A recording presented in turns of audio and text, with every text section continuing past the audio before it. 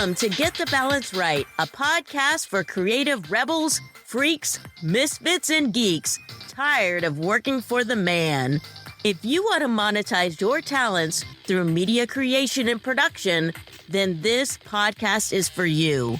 Whether you're just starting out, have a side hustle, or want to take your business to the next level, this podcast will help you profit from your superpowers. I'm your host, Heather Zeitzwolf, longtime vegan, Gen Xer, cat mom, drag queen enthusiast, and collector of weird dolls and lunchboxes. By using my professional background in business, marketing, design, and finance, I will help you move from passion to profits. If you're ready to crush your fears, take action, and do things scrappy, then together, let's get the balance right.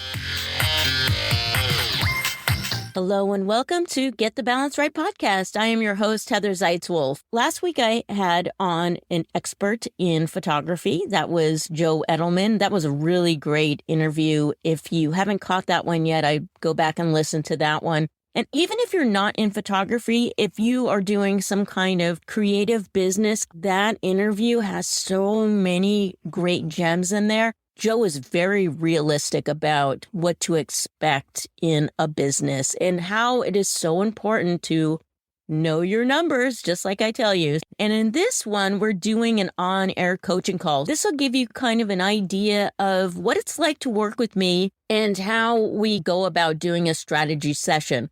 So I'm a profitability advisor. You can call me a profitability coach. And in this one, I interviewed Carrie Brummer, who I did not know before we did the session. Now, typically, I would know a lot more about your business before we actually dive in. I knew very little about her business, so I really got to know her on this call. And wow, she is such a talented artist. And this is really interesting because we're not just talking about selling artwork. We're also talking about other ways to monetize her talents and what she's doing. Previously, we talked about tapping into your superpowers. She is certainly doing that and finding different ways to make money. Now, being creative, of course, we've got tons of ideas. We can live in our heads. And so a lot of it is just getting out of our heads and taking action. In this podcast episode, we talk about the things that she can do to start taking action. Oftentimes, it's just taking those steps to get out of our head and just put something in place. And because we live in our head, oftentimes we just need some validation from somebody else. Sometimes a little bit of encouragement is what you need to move forward, and just having someone else on your side to believe in you and be like, you know what, you are on the right track. Go ahead and do it. I think that you're really going to enjoy this podcast because even if you don't have the same type of business as Carrie, you are probably thinking about different ways to monetize what you're doing. This episode will either give you some insight on things that you have been trying, or maybe some things that you've been thinking about that you just haven't put out there yet. So one of the lessons that you'll learn in this is that we just want to get started. We're creatives. We have all kinds of ideas, and sometimes we just have to take action. I like to think the best way to take action is to do something where you're going to get the most bang for your buck the quickest. When I say bang for your buck, I mean, how can we bring some money in the door as quickly as possible where you're still reaching your target market? You'll hear about all that and more on this episode. Let me know what you think of these episodes. And if you are interested in being in the hot seat and would love to come onto the show to be coached, please let me know. You can send me a DM, or I will have an application on my website. So you can just go to getthebalanceright.net and apply to be coached. So this is kind of a longer one, so I'm keeping it brief. Here is my interview with the talented, please check out her art, Carrie Brummer. All right, here we go. Carrie Brummer, welcome to Get the Balance Right podcast. Thank you very much. I'm really happy to be here. You're a wonderful painter, and you've been doing interesting things in the art world.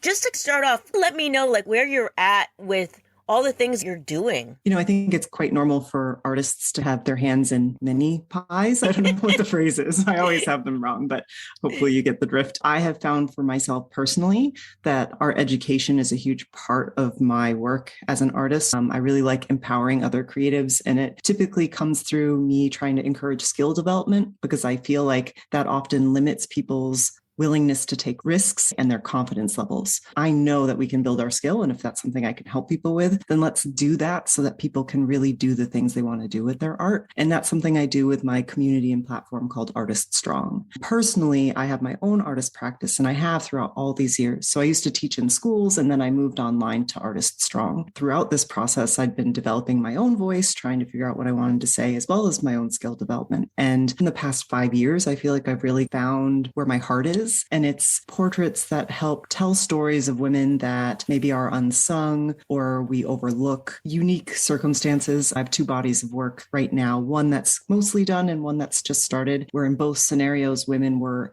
in predominantly male job roles of the time period. So one's historical and one's contemporary. I like the conversation that can bring up. I like that I'm spending time physically with these women by painting their portraits or drawing them. It's tied to Artist Strong in terms of that idea of lifting everyone's voice, but obviously it's my own personal practice. Oh, wow. Very cool. And I checked out some of those online. We'll have a link in the show notes so that people can check these out because they're very powerful. Are those real people that you're painting? Great question. Yes. The first body of work that I was talking about is called Anonymous Woman. I stumbled upon these photographs of women from the 1940s who were training to be cabbies and photographers while men were off at war in the United States. They were so joyful in the photographs that I found. I truly just stumbled upon them in the US archives, but it hit me in this kind of weird moment that they were worthy of being documented for the novelty of their job role, but not a single one had their names recorded. I stopped everything that I was doing and said, this is the work I need to be doing. I call them anonymous women, not because they were anonymous to their own family or friends, but anonymous to us in this historical context because of that disinterest or lack of value that was perceived in documenting their names. I wanted to physically give them time. So I do laborious craft activities sometimes. So I'll hand embroider into the paintings in addition to painting them. And then I named each of those women to try to honor their memory. Wow, that's so powerful. Wow, that is so amazing. What is your long-term goals? Oh, this is part of why I was looking forward to this conversation. When I think about having a career in the arts, I have always chosen teaching because I felt like it was a safe and more secure path. That's part of what society communicated to me. That's what family and friends. But honestly, it's also in terms of health insurance in the United States. When I started teaching, it was 15 years ago or more, there were no rules on pre-existing conditions for health problems. If I started trying to get my own coverage and was out on my own as an artist and I needed meds or anything like that, I didn't want to have that extra expense. I was scared around that. Having had health issues in my early, 18 to 24, I was like, I'm not doing that. And I loved teaching and being in the classroom. So I started with high school students. It was security. It was a stable paycheck. I had time built in that could allow me my own art. But in the back of my mind, I always wondered, what would I do with my art if I gave myself that time to let it be everything I wanted it to be? Moving forward, I ended up teaching overseas. I moved to the Middle East. I taught in Dubai for 6 years at an American school there, still teaching, working on my voice, exhibiting my art, but still the art's always part of my life, but not necessarily something that I'm trying to push in terms of selling. A focus on exhibition, but exhibition does not mean sales, which is something a lot of artists don't understand either or think about. And that's always been a priority. But even today, now I teach online, I still feel this sense of teaching is safe. I'm trying to re-envision kind of this balance of how do I make time for this artist practice and really give it the time it needs so that I'm not doing a solo show once every 2 years, for example, which isn't necessarily financially sustainable, and also give time to the teaching, which I care so much about. What is working well right now in what you're doing? I have some paid programs that are really developed and set. I'd been launching them periodically. They were an evergreen option, but I never really talked about it a lot. So that's something I am trying to do a lot more of, is talking a lot more openly. I have this course. It's called Self-Taught to Self-Confident. You can learn drawing foundations whenever you want. You can start right now. Go to my website. And I'm trying to be more articulate in terms of, here's where you can buy from me. Here are my offerings. And I do feel like my sales, they're not as plentiful as I hope to reach, but they are consistent. They're showing up and people are interested in getting results. So that feels like it's stabilizing on some level. My artist practice, I am now trying to squeeze in between. This puzzle is 2 years ago, I had a beautiful little baby girl. I am now the full-time caregiver in addition to these essentially two different businesses. That's part of what's made me think, okay, how can I integrate them more and make it that they're more reliant on each other in some way, or that I can maybe remove some responsibilities to make space for the others, but it's in harmony with my goals and values for both. Just so that I'm clear on what we're talking about, because you have so many things going on. So you have this course. It's an online course. Do you mind if I ask what the price point is for this? Sure, it is $297. This is like a hour-long course? Is it like several days? How long is the course? It's a 6-week program. It's very in-depth kind of art foundations, helping people build their skill. But part of the package, they get to download the program. They have it for the life of the course, which is indefinite at this point. And then I do monthly Q&As to help students. So they get one Q&A with me for a month for the calendar year in which they sign up, to help them get feedback and not feel the pressure of having to commit to those 6 weeks. And they get all that for $297. Yes.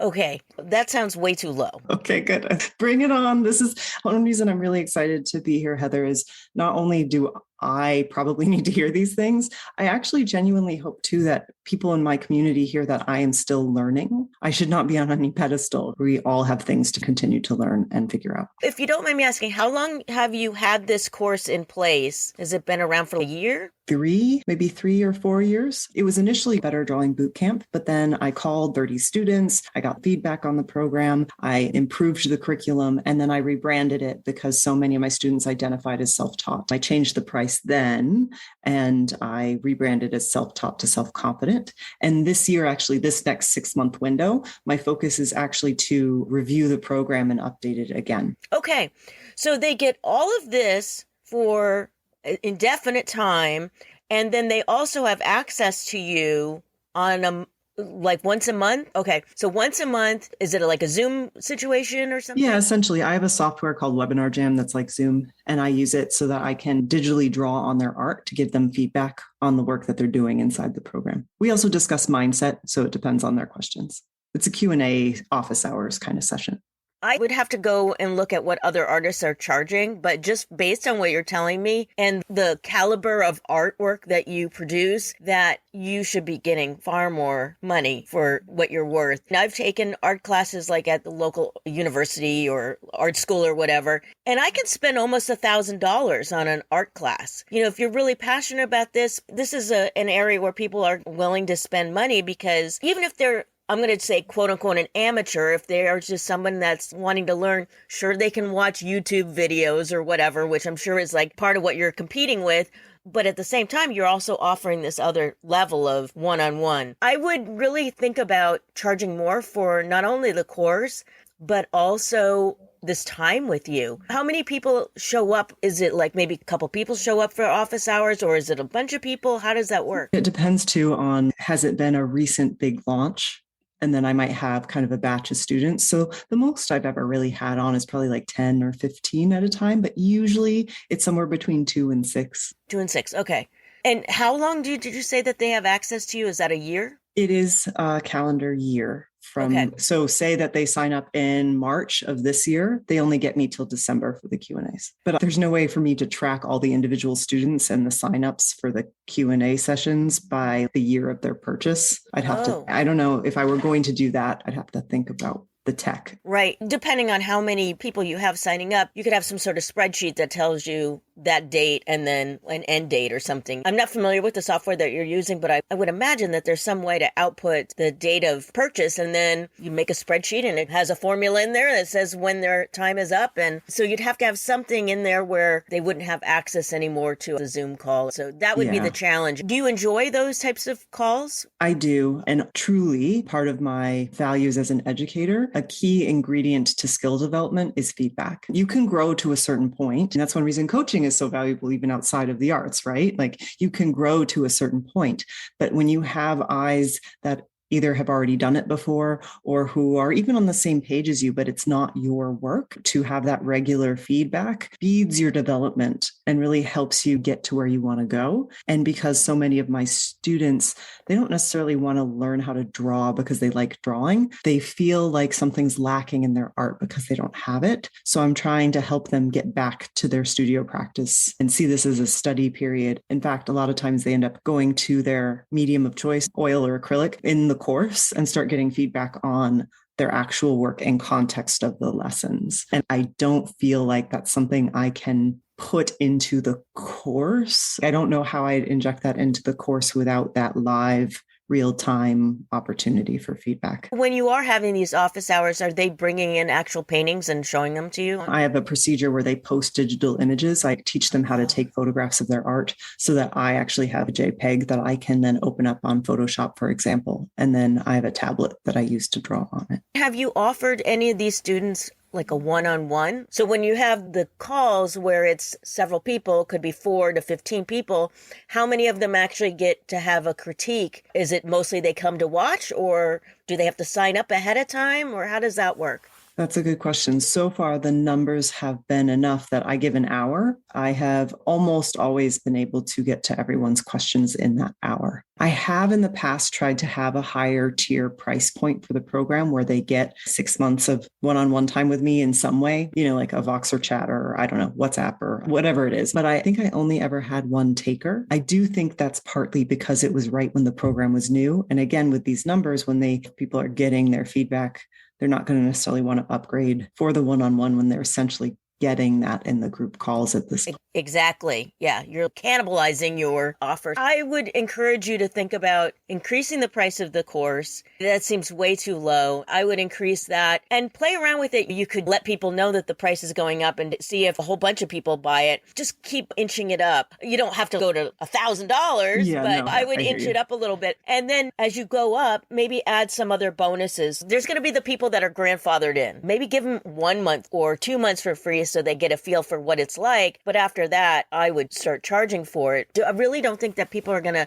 not buy your course because of that. Have you had any feedback about that? People have signed up for the course and not taken advantage of the calls. They can post under the lessons images of their art within the website. I use Teachable as my platform. People can receive comments there and get general feedback on their art via text. It's not the same as the hand drawing and the kind of personalized conversation. And people have done that. Something you have me thinking about too is I used to have a Facebook group for it, but I am really working hard to separate from that platform. There's one group left. They have it till the end of this calendar year. And I have got a new platform from Circle, which actually integrates with Teachable. I just opened that up as a community platform, and I want to have a space specifically for all of my self-taught to self-confident students. And so I've started to showcase that as a benefit, but I do think I'm not going to rebrand, but I'm going to be reviewing and improving the program this next 6 months. And then they have that, and then the Q&A. I think this is an opportunity to address price point, even if it's not to the ultimate price that I'm thinking of. So I definitely think I could do that. It's something that came up too. I don't know if you've heard of Akimbo. I just finished the marketing seminar with them. It was amazing. And it made me think I have been positioning that course with a different kind of course in terms of competition. My colleagues, a lot of them have one-off paint like me programs, but this is a foundational art class. This isn't by the end of this class, you're going to have a painting of a landscape that looks like my style. I was starting to look and think about what other programs out there are like that. And as you said, most of those programs are a much higher price point, even for virtual online learning. That's been in the back of my mind, but I've been scared to do it. Yeah, I completely understand that. But if you can start to inch things up, how do people find out about your course to begin with? You said you have a Facebook page, but besides that, how are people discovering you? I've been blogging. Artist Strong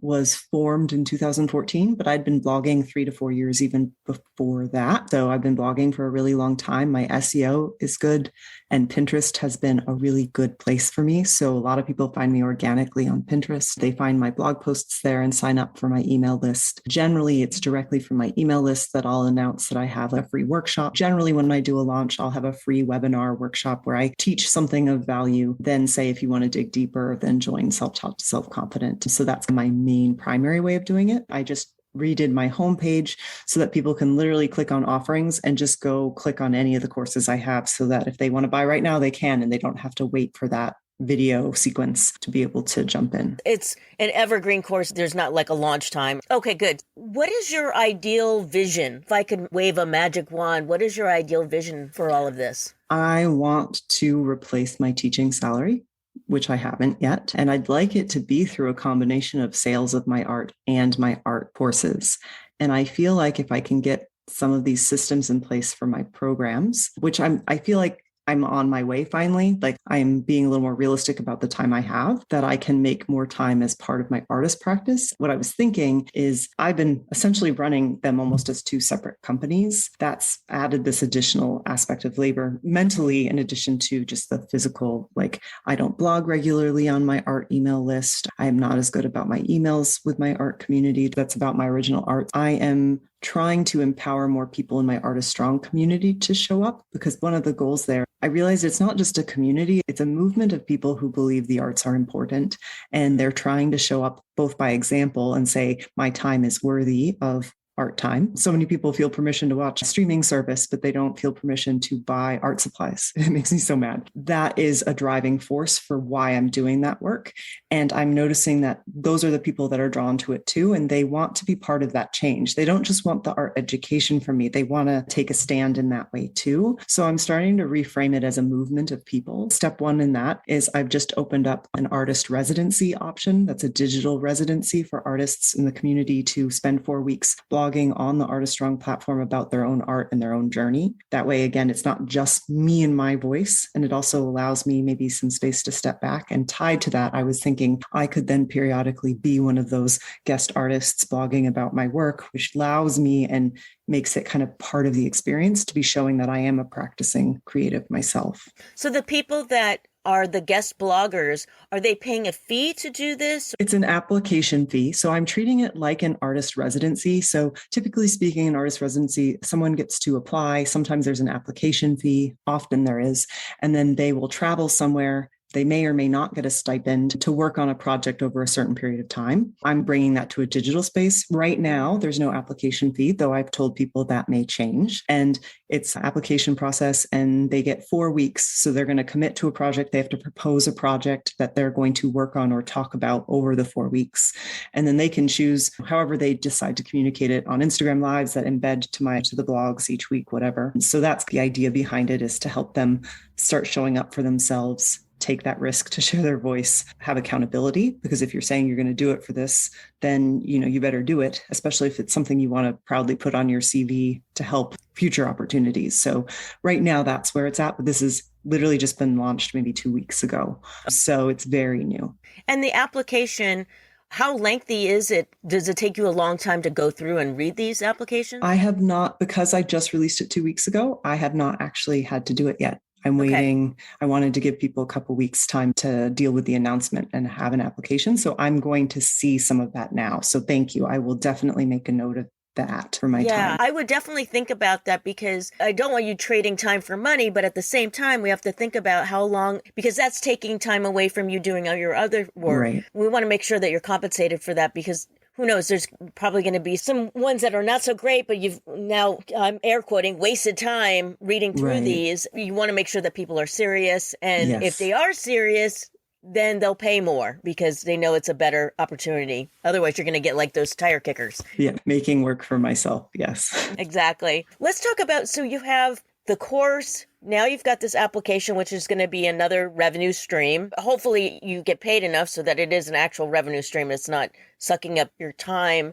And then the other part is selling your art. You talked about having gallery shows. That doesn't necessarily mean that you're going to sell things. As far as selling your art, how are you doing that? Are you actually selling the actual pieces? Are you selling prints of the pieces? What are you selling? Like for the Anonymous Woman series, I did have an exhibition and I sold the work at the event and after. Some works are still available. I also did a limited edition release of one of the works as a print to test a fine art print option. I feel that the labor behind that and the investment in getting the prints to make sure you can mail them out and all that. I've done pre-sales too to test it and stuff, but I have not found that to be worth the labor right now. Essentially, what I've done is had a launch release of I release a body of work at one time, and that's first dibs for people. And that did incentivize some decent sales. But then I moved from Canada to the US.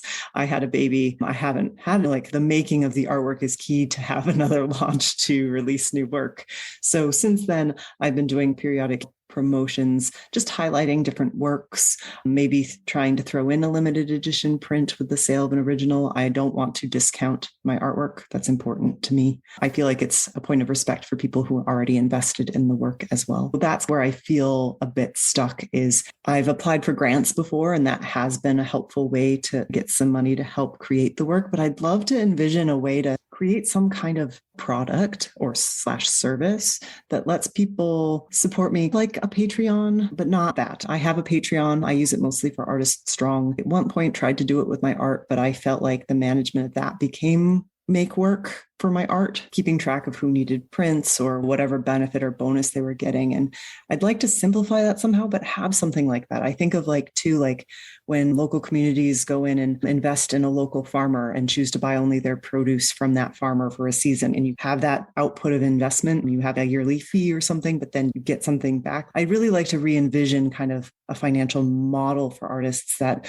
somehow is supporting them as they make the work, but somehow brings value to the people who are investing in them. I don't know what that looks like yet. For your artwork, let's just go back to that. Putting a price on art is difficult. Did you sell through a gallery and did they take 50%, or how are you selling these pieces? I was working with a city gallery, so it was a public gallery space, and usually nonprofit and public, they took 20. So they didn't take very much at all. And I sold 6 or 7 pieces. The highest price point for one was $3,500.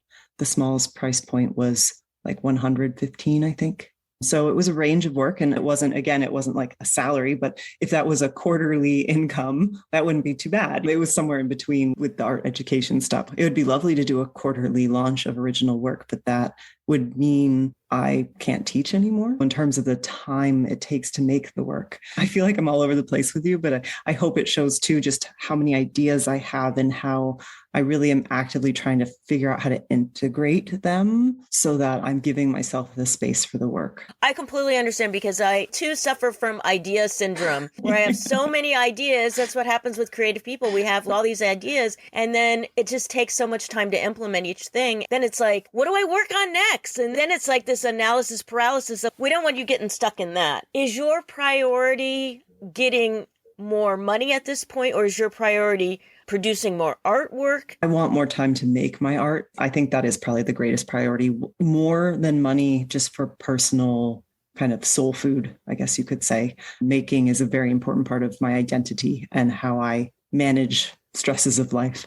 So I do think that's a priority, but there's also part of me that's like, how could I possibly make more money right now if I'm not making new work? Like that's in my head as well. You have a course people can buy. It's not taking your time. If we can increase the price on that because there's no labor time. On the flip side, if you could get money also from that 1 hour that you've committed each month, that would increase things as well. And if you could possibly sell some other packages where, again, it's using up your time, but if you were able to, I don't know how much you would charge per hour for private sessions, but you could do like a group of them or something like that. So I do have one service package that I've recently come up with this past year that I like and is not a huge time suck and is really a wonderful way to connect with people. It's still tied to Artist Strong stuff for sure. It's called Happy Ever Artist.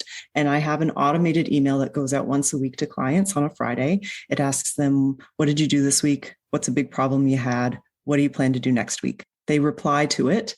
I personally reply to that email on usually a Monday. I try to time myself to keep it under 5 to 10 minutes an email. I figured out the price point tied to the number of minutes I spend on them. Very good. The package is only $200. So it's, again, not a huge price point. And it's a 6-month automated email. It means I spend a couple hours on a Monday replying to clients who are getting personalized feedback, but it's not real time and it's accountability. Like a lot of artists want someone to help them follow through on things, and they also still want someone to have an eye on the work that they're making. And so it gives them both of those pieces. And I am finding, I just did a launch of that and I had 4 more people sign up for it.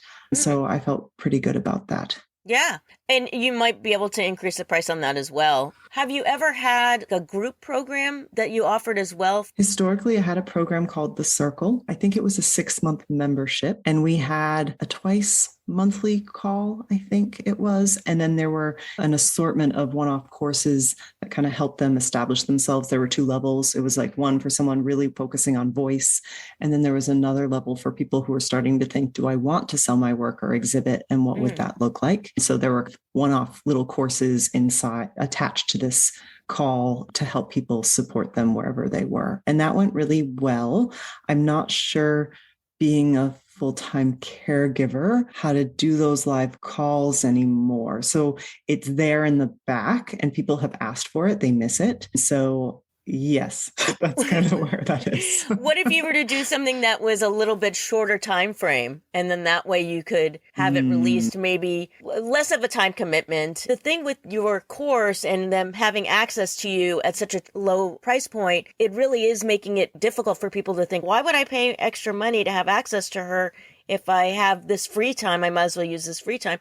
And we know art is an expensive hobby. If it's a hobby, it's an expensive one. But I do think, though, that people will pay more because if they see like, oh, I get access to her for free, they're less likely to shell out the money. But we want to give value. I understand that. Yes. But because you're doing it at such a long time frame, they have access to you for a whole year, and it's only $297. You could be making way more money with this. Thank you, Heather. It's good for me to hear things like this and have a fresh perspective, because as I was saying, feedback is so valuable for everyone wherever they are, and not just for their art, for all parts of our lives. Now, with your art, are you working in oil? Historically, I did. I now predominantly work in acrylic, and I recently rediscovered my love of colored pencil, actually. And so I've been doing some kind of realistic drawings in colored pencil and craft materials. I bought a bunch of sequins. I'm hoping to put in some of my drawings or paintings somehow, so we'll see. Wow. Okay, so we mentioned that art supplies are very expensive, and I hate the idea of saying, okay, a painting has this much in art supplies, it takes this much time, because trying to put that kind of a value on art is so difficult.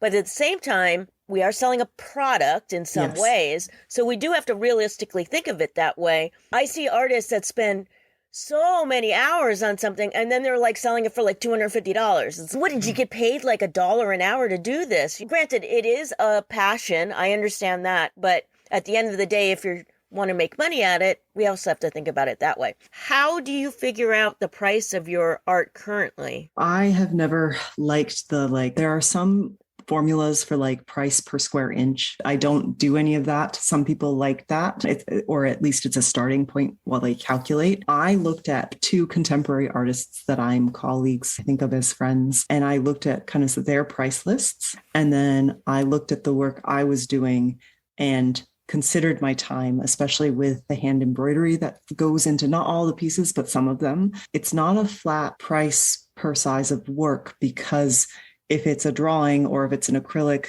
that doesn't have the embellishment, that can be a lower price point. But if it has like hand beading at some point or hand embroidery, things like that, I am thinking about my labor and trying to keep track of some of the hours that I put into the work when I'm pricing them. And then that, of course, then has to relate to the same size for all the works. So if I have 4 16 by 20 pieces, they all have hand embroidery, and one was a lot longer to stitch than others, I try to find like an average, and then all 4 of those are the same price. I don't want to say anything that would like offend an artist or anything like that. I'm just coming from an accountant's perspective. When you're thinking of that, if you're going to sell it at a gallery, and galleries traditionally take 50%, are you doubling that price then? I have added on. So when I did that Anonymous Woman series, I knew that they would take 20%. So I don't know that I added a full 20. I played with the numbers though, and it's been a while for that series, so I don't remember. But when I do a release, if I know that there's going to be a gallery where I'm showing and they're taking a percentage, I absolutely try to consider that.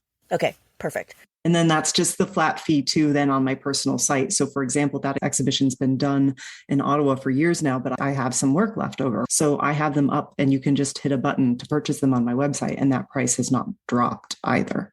Okay. When you do that, how does the shipping, how does that come into play? I have also been trying to price higher because I find that a huge objection people have to buying work online is then dealing with the drama of shipping costs. So how much is it going to cost? What's that going to look like? So my price includes shipping. And so again, I like in terms of pricing, I actually feel more confident with the pricing of my art than I do with my courses and programs. I am more willing to jack up the price of my work because I don't know. It's maybe because there's a little more blood, sweat, and tears physically in the Right. needles jabbing into my finger when I'm embroidering. Yeah, right now I have some pieces that are almost 16 by 20, and I think they're all $1,500 to $1,700 a piece. And a lot of people, it depends again on the kind of work you're looking at, but there are people selling works that size for $200 to $400. I am not doing that. People have purchased these works at these price ranges. They're not all selling out immediately, but I do have interested collectors. Okay, good. I know that you've shown at museums before, right? Yeah. I was very fortunate in my early 20s that I created this painting out of this random health circumstance. I really let go. It helped me really access my intuition. And I made this painting without any planning in 4 hours, just really came out. And then there was this competition that came up and I was like, this painting is perfect for it. And it was selected as a finalist, the two pieces that I did actually in that time period. And they traveled the US in a 2-year tour of different galleries. And they stopped at the Smithsonian in the Kennedy Center for the Performing Arts as well. Wow, that is so awesome. That Yeah. is really cool. Yeah, I wanted to ask you about that because I saw that in your notes. I'm also wondering with your course, one way to increase the price would be to offer some kind of bonus in there that would appeal to them. I'm just thinking out loud, so Sure. I don't know what would be an attractive bonus for them, but you talking about you making the art, to me, it's like seeing an artist create art seems like that would be fascinating to watch, especially if I was trying to produce art. Have you ever filmed yourself doing the art, or is that something you just put up on social media, or would that be something that people would be willing to pay extra for? Good question. I don't know. I do photograph. So I try to take a picture at the beginning and end of every studio session so that I Mhm. can make a video slideshow of the progress of the piece. I don't always record it live while I'm painting, but I have done that. And I've made a bunch of these video slides to help release. Like when I launched that series, I released a video of kind of each of the women for the 2 weeks prior to the show, things like that as to motivation and excitement. And people really did respond. Something that it made me think of was it might be nice to have a bonus studio hour. So then it's not more work for me, but we all show up and get on the video and say hello, but then we all are working in our studios they could be working on their Yes. coursework and it makes them have to show up and there's a sense of community that everyone's there. And I could actually use that hour for my work as well and then let them participate in that in some way, maybe. I Yes. have to write this down. That got me excited. That is a Okay. really great idea because it also holds them accountable as artists as well to keep producing. And then there could be a feedback time where everyone shows what they're working on. Or I've done similar things where it's like everybody works on doing sales calls at the same time. We work on social media at the same time or something like that. But this is great because the way those kind of calls go is everyone describes what they're going to work on and then they go do it. And then at the end, we come back and we're like, this is what I did. It motivates you to do these things. Yeah, you could utilize this time to work yourself. What do you think that could be a bonus, or that in itself could be what they get? And then if you want to have that one-on-one time or the group time with you, that could be an extra. Okay. Yeah, I'll have to lay out things because I have a bunch of bonuses that I use when I launch. I have a course called Color with Confidence that's a very introduction to color theory. And then I started something called a beginner's bundle that's like, how do you hold your pencil? What kind of eraser should you use? It's like the very beginning of drawing basics. And those are Hmm. paired when they purchase during the launch cycle. So there's like some added Oh, okay. benefits then. But Hmm. it would be nice too if I'm talking about re-envisioning pricing, having an offer like that could be nice and a way to do it. I feel resistance to letting go of the monthly Q&As. So I need to think about why more. There's someone Hmm. that I'm thinking of in my head that's not an artist or an art teacher, but she's an entrepreneur. Her name's Denise Duffield Thomas. She's a money mindset coach, I guess you could call her. And Hmm. she's been in the back of my little entrepreneurial world for a long time now. And she does a monthly Q&A for her program, but her program is over $1,000 or more Exactly. now. And they get it for life. I don't know if it's for the whole year or for life. And so yeah, I think I need to digest and sit with this more and go, then what would the price point be? And maybe it is an upper tier. I don't know. I like to give one-on-ones and freebies to my people as well. And giving value is so important, but we also want to make sure that you're getting paid enough money. Those other things that you were talking about, you could have like a bundle price where they pay a little bit extra and then have a tier. It could be like a 3-tiered price where it's they just get this or they get this in this and then, or they get all of these things. And you'd probably be surprised that people will go for that higher bundle because just the way that you price it is such that it makes sense for them to just add on. Well, right. For $150 more, I get all of this. Maybe think about how you can price that so that it makes sense, you feel comfortable with it, and you're making more money. Before we wrap up, what are some, and I'm not trying to tell you what to do. I don't feel that way at all. Okay, it's good. Great to brainstorm. No, we're just brainstorming here. So, and I get really excited. I'm like, yeah, what about this? Too. Because we're like an idea syndrome people here. What are you thinking that you're going to do? What is your takeaway today? What do you think that you're going to try to either implement or noodle on and try to work on next? I want to list out all of the benefits that come with investing in self-taught to self-confident and then any additional offerings or bonus things that I've had and map it all out on a piece of paper where, like how much do they get in this scenario versus this scenario? And then if I'm looking at those monthly Q&As and or this maybe studio hour time, what would that look like? Mm-hmm. And then put prices down that feel good and see what it looks like and what it compares to. I do feel some fear of how I don't want to double my price overnight either. I don't know. Right. I don't know how I'm going to navigate I would inch it up. Yeah. Okay. But if you add bonuses to it, then it's not going to seem as such a jump. So that's one thing I will consider is if I'm going to add something more that's still my time, like a studio hour, then obviously that will also be reflected in the price. So I do think outlining all that and literally having it on a piece of paper or a poster in front of me with everything listed will help me see how much value I'm already giving and help me reflect on pricing. Separately, I think I'd like to maybe look at how to simplify the offerings a bit to make it easier for people to know that it's there and that they can sign up at any time. How can I integrate that better into welcome sequences, or how when people show up on my website, will they know that this course is my signature program and get them there? I think that's probably the next step. Is that something that you think you could implement pretty quickly, or do you have someone that helps you with that, or is that something you do, or? It is all me. I will start first with the outline of the program, especially since it's a good timing, since I've already announced to the community I'm going to be reviewing the program and looking to update it.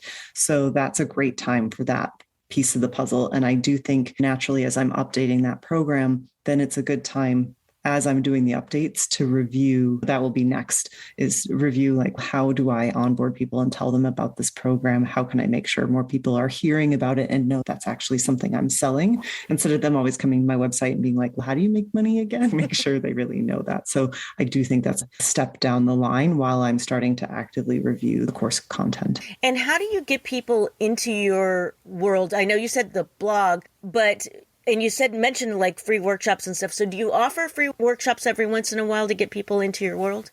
Yes. So I have before even offered it once a month, but now I do it more quarterly. Okay. I try to have a calendar laid out so that I have a quarterly launch. And separate but new, I am starting to build relationships with different art organizations. So a lot of towns have a local art organization where people meet up and do critiques and take little local classes, things like that. And so I have 2 different communities I'm working with right now where we're looking at affiliate partnerships. So I offer that same workshop, but to their community online.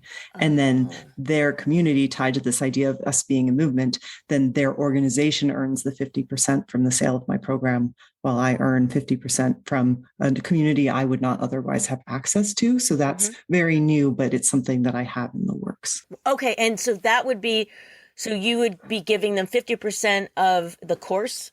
The sales price of the course. Okay. So that's great that they're coming into your community, but if you're only selling it for a few $100s, then you're not making as much. So there should be something where maybe they get 50% of the course, but then if you bring them on to do other things like other types of coaching or other programs, you wouldn't be paying them the 50% of all of that. No. So this Okay. organization, for example, that I'm thinking of, I have a specific free workshop that I offer to promote self-taught to self-confident. And so we would potentially arrange that they pick a date and I just offer the workshop to their course, their community. Gotcha. So it's not anyone on my community. I'm not drowning my email list and like weekly buy my stuff. And then the organization will earn 50 from that workshop.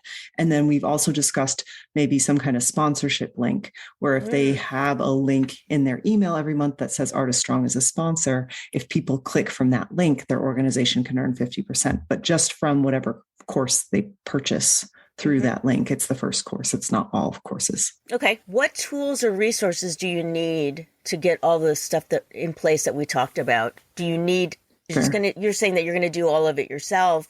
How costly, how many hours is this going to take, do you think? I am a very A-type artist, which a lot of people don't think exist, but I am. I don't know if you've heard of the 4 Tendencies by Gretchen Rubin, but it's something I use to help with like my teaching as well. Basically, her idea is that we have internal and external motivators that help us follow through on things we're doing. And when I tested, I'm this like weird unicorn of whatever someone tells me to do or whatever I choose to do, I will follow through on. So I'm very fortunate in that way that like, if I'm going to do something, I will do it. And I don't have to worry about that accountability element. I feel like I'm really good with my time. I think I need, again, I really need some big pieces of blank paper and some white space mentally so that I can kind of lay it all out on the floor in my studio and list everything out and organize it and then map it out on my calendar so that I can plan when I'm going to do this. Because this isn't going to be an overnight thing. No. This is going to be 3 months. I think, for me to do it with the time that I have right now. I think I can maybe not act on all of it, but I can have the reflection and strategies in place to begin following through on the things we're talking about. Awesome. 3 months is wonderful. Wow, great. Awesome. Carrie, thank you so much for doing this with me, and hopefully you got a lot of benefit from it. What is your biggest takeaway, do you think, from today? Valuing my time, I think, has been really good and affirming to hear. I think pricing, as much as we can all talk about pricing or art or our programs and services, we can really get in our own heads about it. And it was very validating to hear what you had to say about that. So thank you very much. Good. Thank you so much, Carrie. This has been really great. And I look forward to see what you're going to do. And I would love to see it. So thank you, Heather, so much for your time. I can't wait to introduce you to my community. I know they're going to love every bit that you offer on your podcast. Thank you.